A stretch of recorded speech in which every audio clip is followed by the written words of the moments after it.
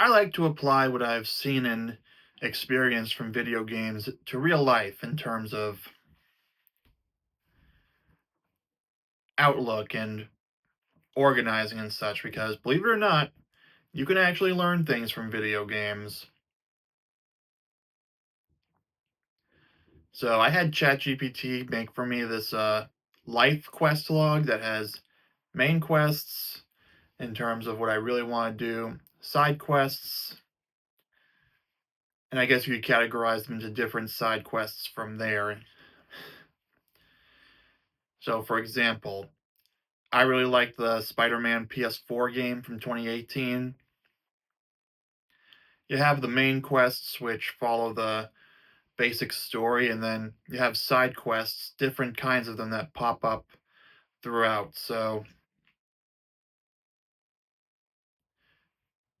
in the Miles Morales one, you had. Now, let's go back to the PS4 one. So, you'd have backpacks to collect, which are Peter Parker's backpacks that he webbed up somewhere before going out on his Spider-Man thing. I remember in the sequel there was the Mysterio uh, combat courses for Miles Morales and so many more. In real life, you kind of got something like that. Like right now, I'd say my main quest is making these videos, and then video games themselves are a side quest. You get the idea. You can kind of apply like the urgency importance matrix, where urgent and important should be the main quests. Urgent but not important should be like a, I don't know, a much more beneficial side quest.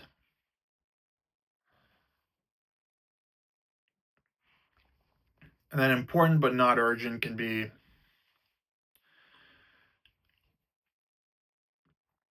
some kind of side quest, and then urgent but not important. No, I already said that one. Basically, urgent and important can be the main quest, and then the other three could be the different kinds of side quests. Though I guess that's not really applicable because a main quest implies that is what you have to do to continue in the story to make the credits roll, while a side quest is just something that upgrades things and makes getting through the main quest a little easier. Which is kind of the same way with Pokemon.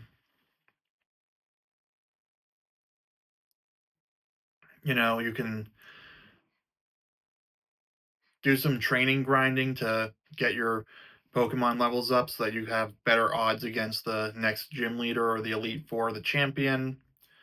Or in the case of Spider-Man, you can do more side quests to upgrade your gear so that you can defeat the bosses a lot more easily, or you can defeat more NPC bad guys more easily. You get the idea. So I guess important but not urgent would be something that would help you complete the urgent things a lot more easily.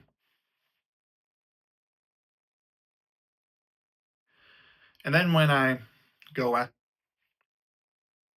and then when I go out, one, I look at my phone as a pause screen, meaning I typically don't have my phone out in my hand when I'm walking places. Like yesterday, I walked from therapy to the dentist's office. I use my phone as a pause screen, if you will, where I would stop where I am, take it out, and then look at it the same way you would look at a pause menu in a video game, like the South Park video games, The Stick of Truth and the Fractured Butthole. Both of them have your character's smartphone as the pause screen. In my case, I was using the map to see what my estimated arrival time was because I was on a bit of a tight timeline, if you will.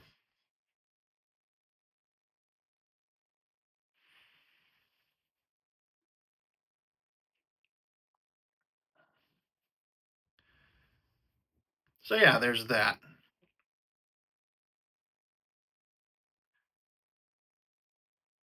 I also use the phone map as like I would the map in the game where I can look at where I am and what there is on the map for places to go.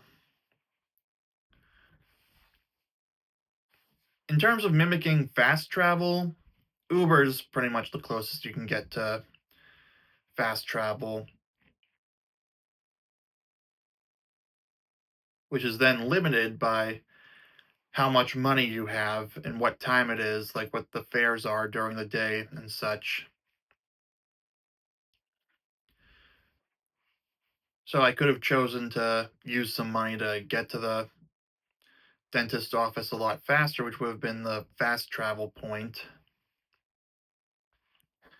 The only real difference between a hypothetical video game of my life and reality is I have never put my home address into Uber, and I never will. It's just a personal precaution. I have a spot a block over that I use as the fast travel point that's closest to home.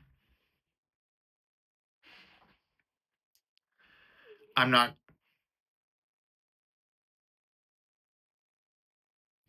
Did you hear that? Okay, let's get back on track. I haven't I'm not gonna say anything more about that. That's as far as I go.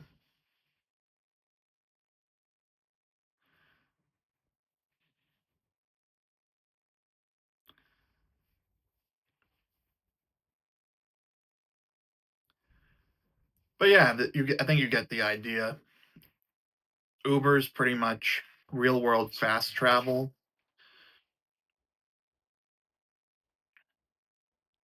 And then if you take money, they could use, and the way I see it, money is kind of how much fast travel you can do.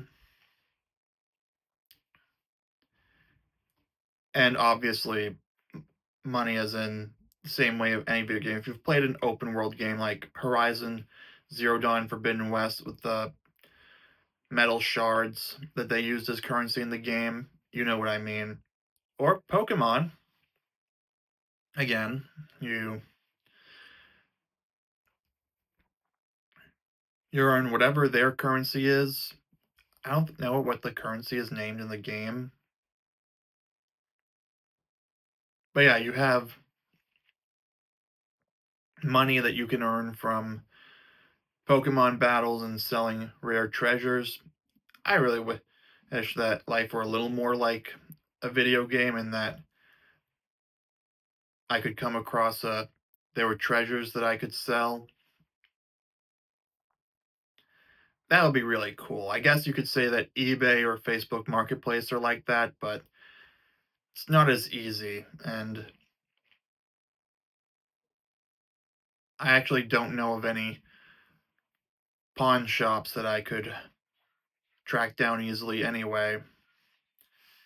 GameStop's the closest I've ever come to being in a pawn shop. No, wait, there's this collectibles place that I went to at the Emerald Square Mall in 2019 that they decided not to buy the stuff I was trying to sell because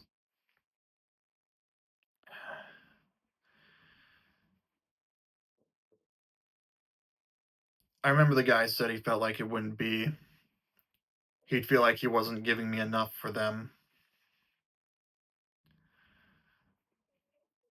Then Facebook Marketplace, I think I'll tell the full story another time, but long story short, it got too stressful because I was ghosted way more often than I would have liked. Frankly, Frankly, one is too many, but then I wasn't willing to make the sacrifice of checking my messages all the time to see what offers I got or anything like that.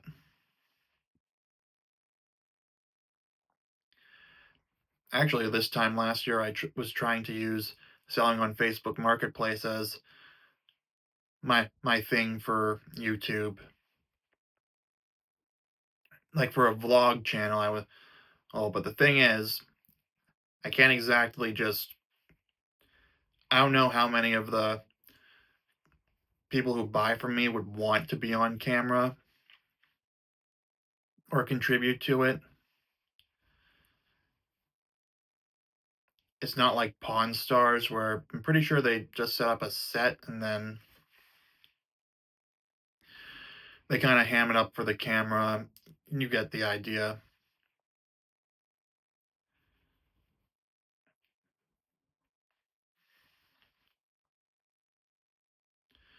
So yeah, getting back on topic to looking at life as a video game.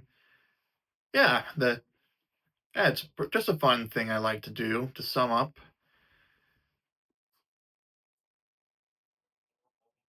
the money I have is pretty much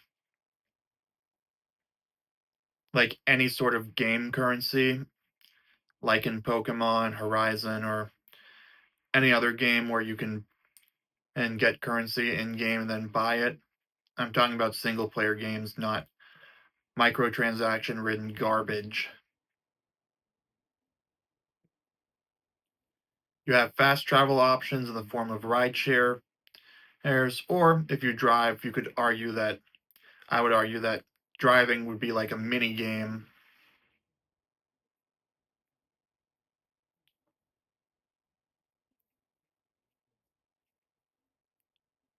since you can't exactly just wait for a load screen to bring you where you are.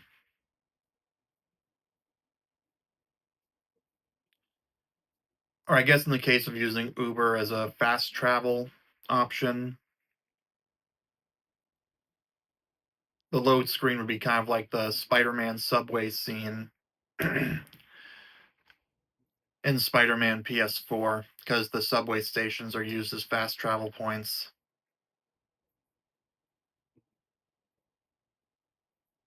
And then everyone has a phone they can use as a game map, pause screen of some kind, or a general tool to do all the things that you might do in a video game. So yeah, life is like a video game. There are useful things you can learn from it. Actually, I don't think I said anything useful about that I learned from it. What? Let's just get something out there really quick.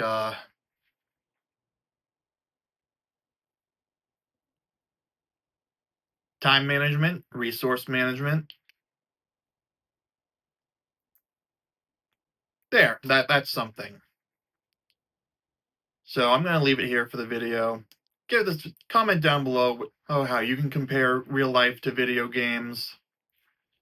Obviously, I'm not talking about any fantastical elements. Like, I know for a fact that someone's gonna be like, like you can't catch Pokemon and you can't catch animals in the real life like Pokemon. Duh. I mean, you can have a pet, but that's not exactly the same. And if you even tried doing anything like what Pokemon does, we all know the story of Michael Vick. I'm not going to say anything more about that.